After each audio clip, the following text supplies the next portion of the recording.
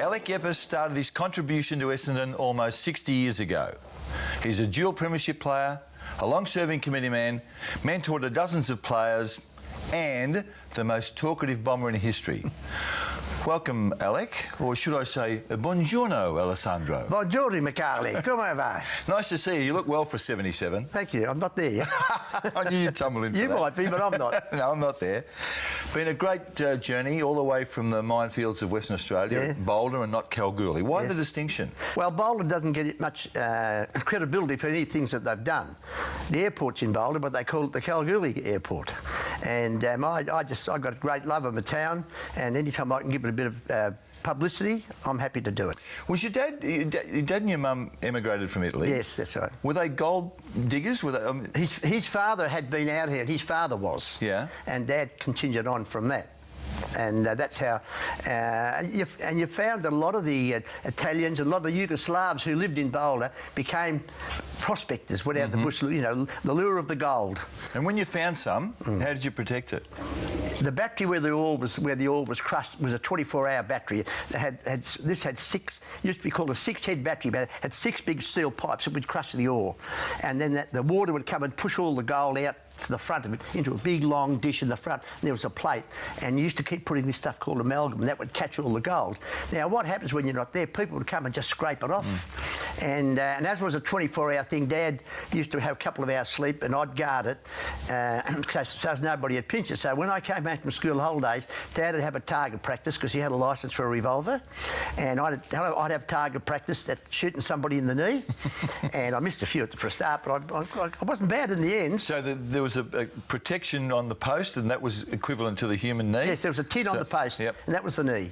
So when Dad went to sleep, I had the gun, and I would have shot you if you had to come and tried to pinch it. There's no question. I wouldn't have done that, Cooker. No, I know. Did you ever have any cause to shoot at anyone? We go to town in this truck with the gold, right?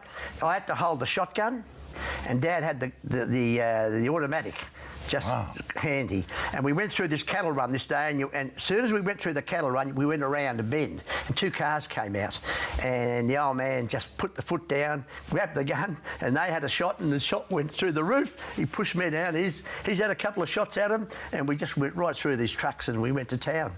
It's amazing, isn't it? Well, it is. Yes, I mean, actually. it's just incredible. Just to steal the gold, yeah? Yeah, pinch our gold, yeah. That's probably the only time in your life that you were speechless, was it? I was, and frightened. No, you might have been frightened more often than once. I was as frightened as almost speechless. Hey, Cooker, I mean, that's the name that everyone at Essendon gives you because you were so talkative. Yeah. How did a kid from the minefields of Western Australia find his way to Essendon as a teenager? Well, what happened...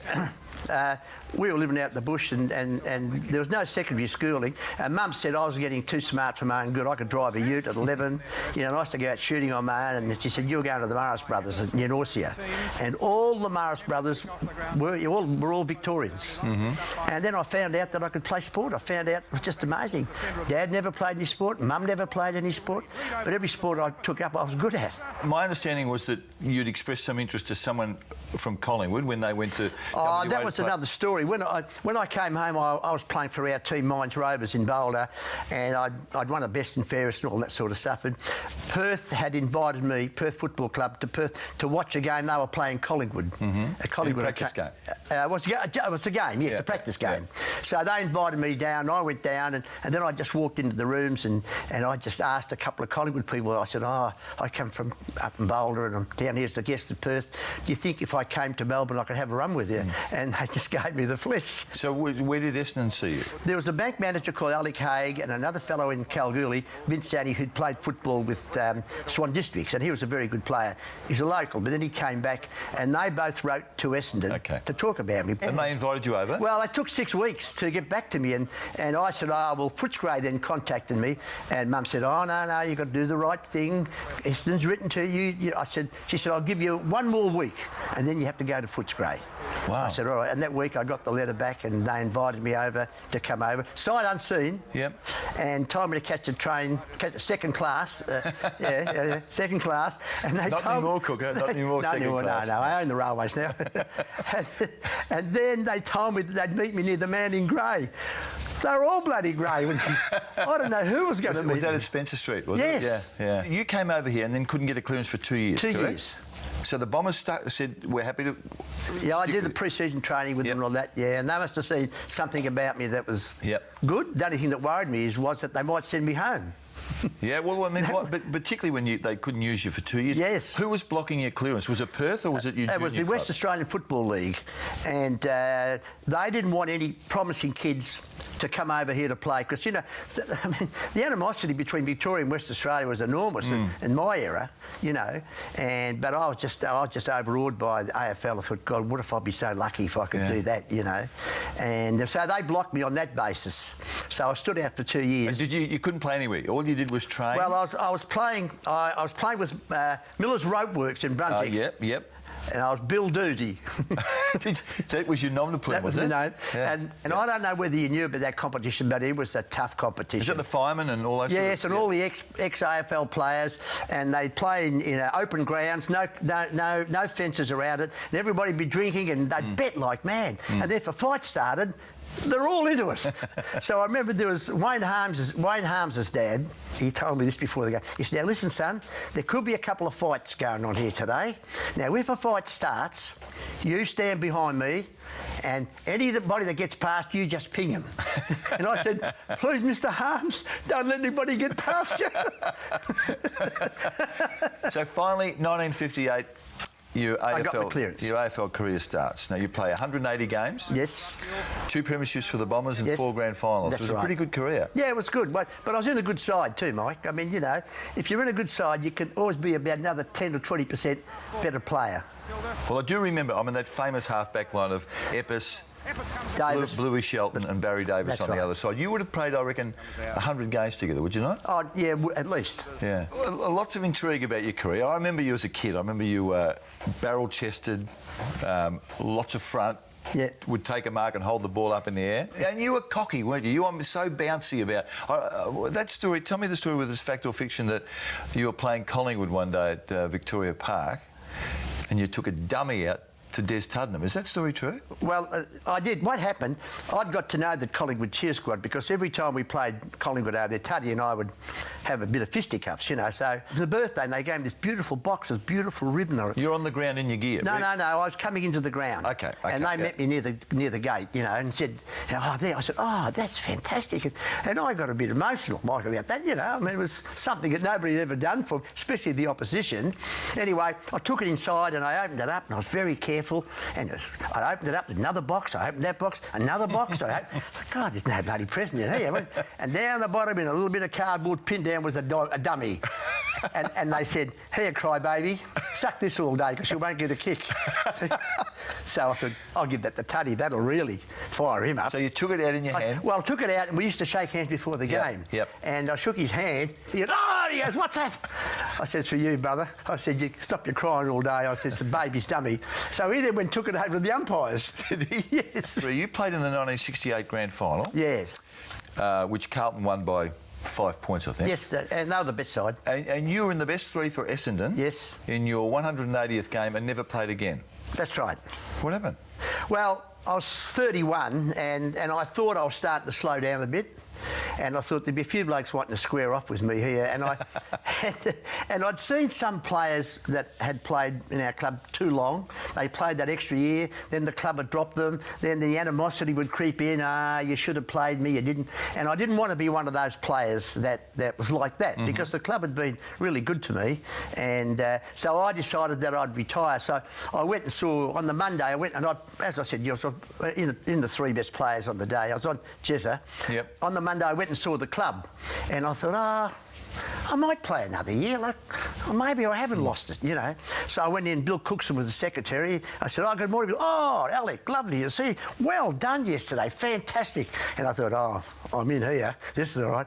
I said, "I'm thinking of retiring, Bill." He said, "Oh, good." He said, "I'm just writing you a letter thanking you for your services."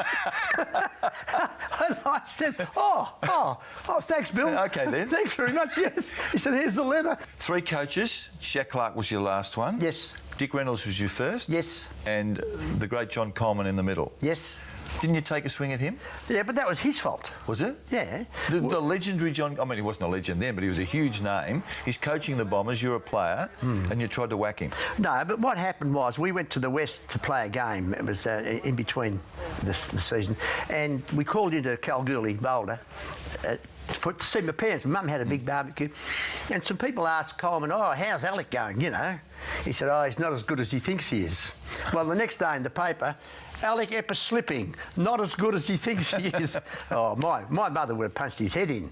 So I said to him in Perth, you shouldn't have said that. He goes, why not? I said, because I said, you've embarrassed my mother. I said, I ought to belt you in the mouth. And he said, when do you want to do it? I said, when we get back to the club. He said, that'll do, I'll be waiting for you. So we're out in the ground, and I said, I haven't forgotten. This is back in Melbourne? Back in Melbourne. Yeah. I said, I haven't forgotten. He said, nor have I. I said, well, where is it, here or inside? He said, a few people here, inside. I said, OK. So he said, I'll be in 5 minutes. I said, I'll be waiting for you. So he came in, and we started to argue, and we started to grapple, you know, because he was a good fighter. In the dressing room? Yeah. He had a hotel. Yeah. And he was good at whacking blokes. I was just a mug fighter, you know.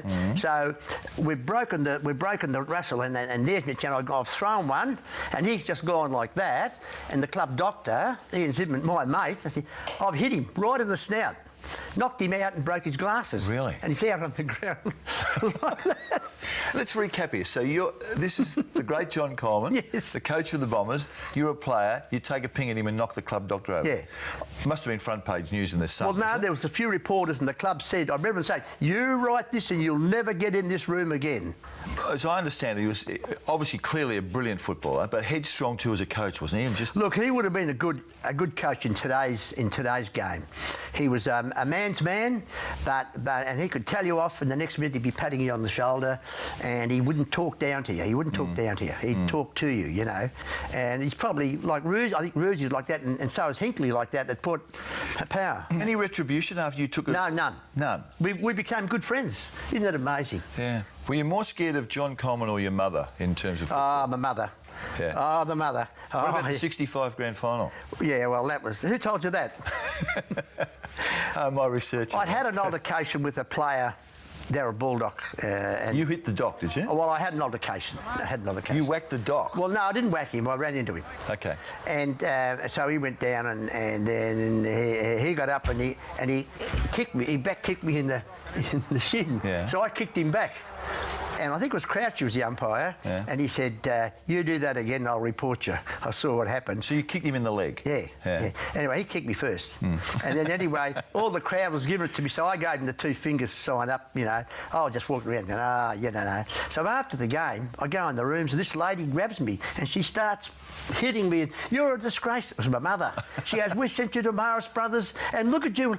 I'm embarrassed by you. I don't know what to say. I said, but nobody knows you.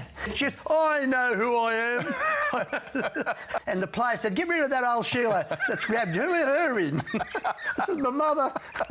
65 preliminary final. Essendon are playing Collingwood. Yes.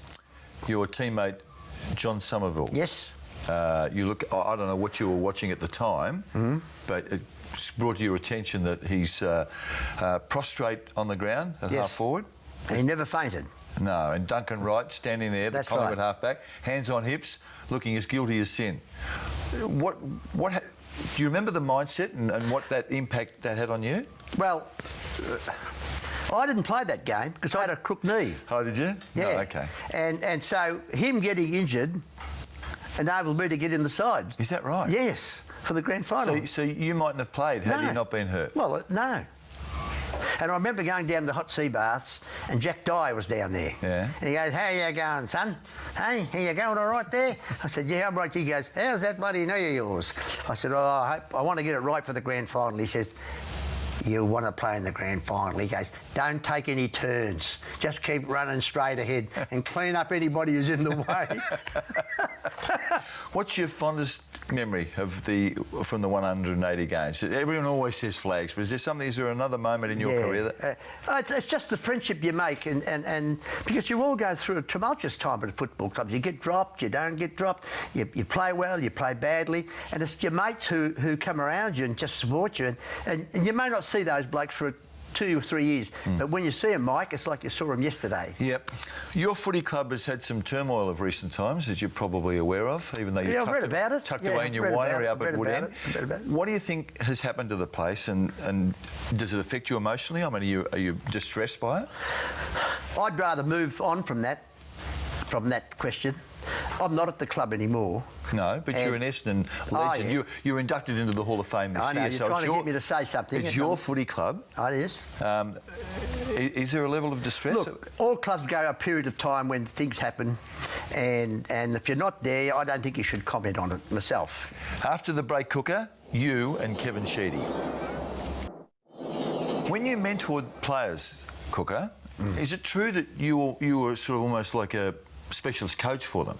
Yeah. You would take them up to a local park, wouldn't you? Yeah, I did, yeah. And adjust their skills? There was Glenn Manton, who was with us, then he went to Carlton, but Parko didn't mind me helping him, you know. So we used to go to a park down my place, I'd say, for 8 years, every Wednesday morning, 7:30.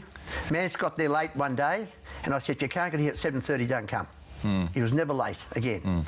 Fantastic person, absolute, one of the nicest people I've come across. And that goes, Lloydie, I always look at Lloydie's tapes, he'd always look at them at my place. Yeah. He would look at them at the club. And I'd ring all these blokes, and I'd ring him during the week before the game, have a talk to him.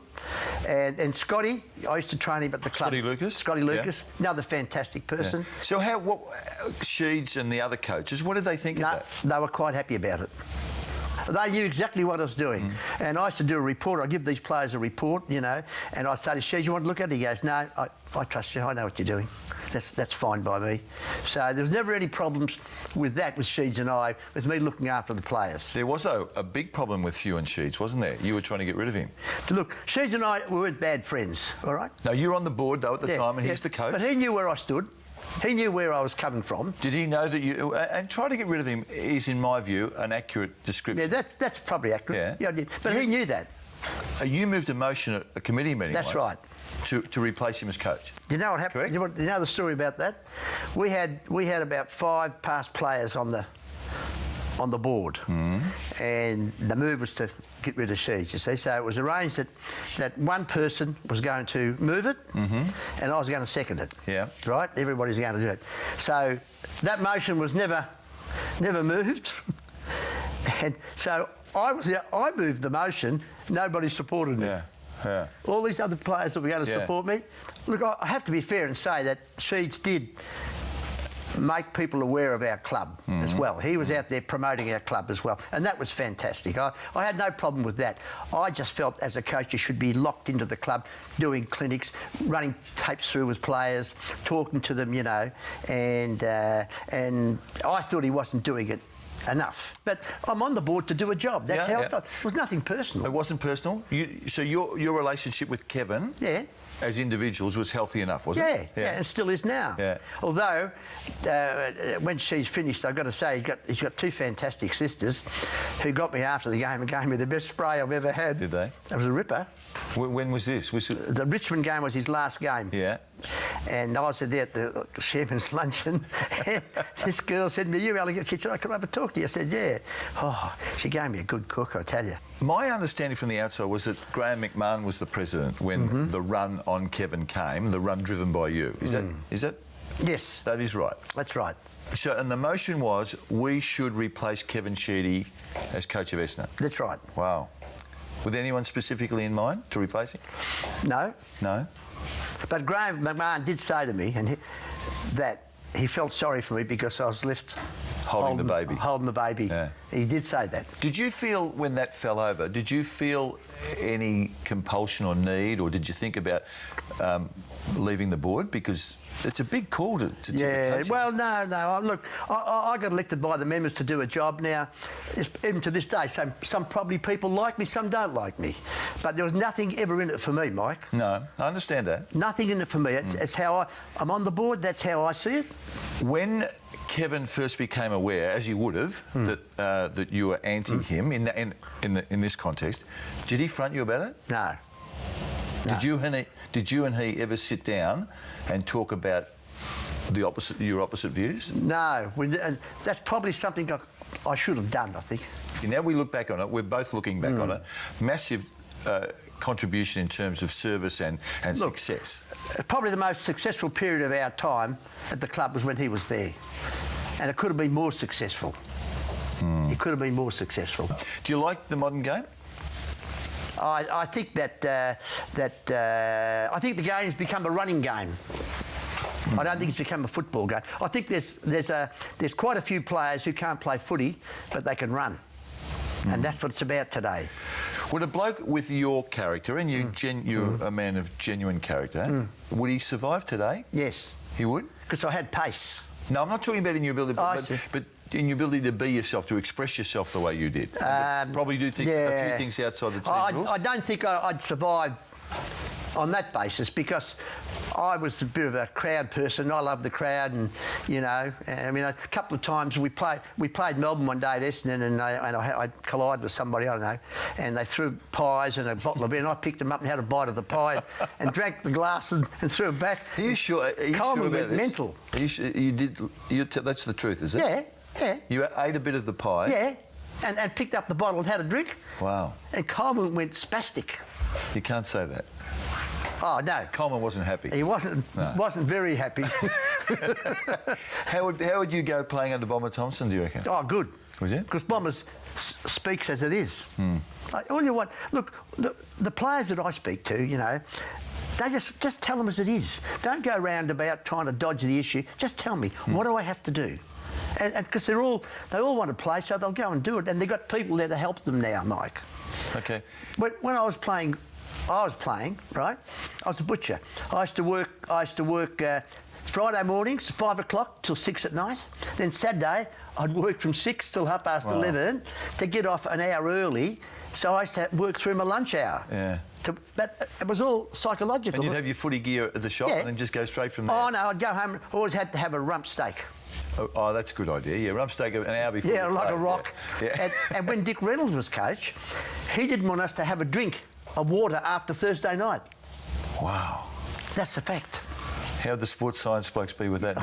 That'd be mental. Yeah. How did you feel wearing the big V against Western Australia? Loved it. Did you really? I never forgave them for keeping me out of football for 2 years. Wow. That was a funny story. We played in Perth, and I got knocked. Half of Kalgoorlie came to Perth and Boulder to see me play on the Saturday. In those days, we played 2 games, and Bobby Davis was the coach, and I got knocked out on the Saturday, so I was the runner. On the Tuesday, we played 2 games.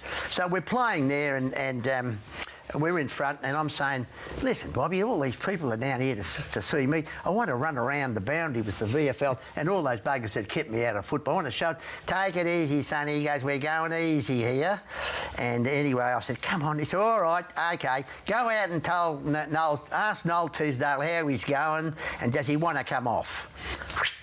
Out I go. So I run up to Noel Teasdale. He takes off. So I run there to get in. Then he comes this way. Then he comes this way. In the end, I said, Teasy, you've got to stop. I'm buggered. You know. He said, what's the message? I said, I've forgotten. I've forgotten. So I run back to Bobby. He goes, what was the message, Bobby? He goes, you'll never get another job with me, I can tell you that. Hey, Cooker, did anyone ever stitch you up? Really just take you apart? As a player? Yeah. Yes. There was a bloke called Barry Wrist. Collingwood? Played about 40 games for Collingwood. He had a lot of tats and all that sort of thing. He did. And he came out to play on me, and I was in 60. I'd been in the States side and that, and I'd come back and he's playing on me. And I said, you might as well run off, son. I said, do you know who you're playing on? I said, you won't get a bloody kick. I said, you better swap flanks. I said, I'm hot at the moment. And he never said anything. He goes, oh, yeah. By quarter time, he kicked 4 goals. Who was off the ground? I was. You were cocky, I remember that. If you didn't barrack for Essendon, you weren't particularly fond of Epis. Well, I got on all right with the other supporters. I suppose because you were colourful, weren't you? I met people who said, because what used to happen when you played a home game, say it was Hawthorn or Melbourne, I used to stay back and go to they used to have a dance that night, you know, and I used to stop back and they'd say, oh, you're quite a nice person. You know? Interesting you raised that issue. You've never been married, but Well, what? Where are you going now, Mike? Where are you going now? But you liked the girls, didn't you? Well, what, do you like blokes? Well, some of them. I like girls better. Look, Yeah. I never got married because I never got married. Okay, don't sit forward and glare at me. I just want you to understand that. You were inferring certain things before. No, No? not right. at all. All right, as long as you got it straight. I have. That's it. Now, post-footy, Yep. you're a wine grower of some note. Vigneron Vigneron. as well. Yep. I started because I like wine, you know, being Italian. Dad used to get his wine up from the Swan Valley, and I used to have to bottle it for him. Yep. It was number 1 and number 2 red, and in those days I wouldn't put that wine in my tractor.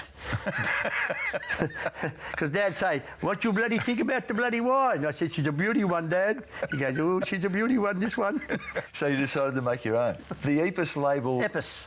The Epis label brings a pretty handsome price in the bottle shop, doesn't it? Well, for tight asses like you, it is.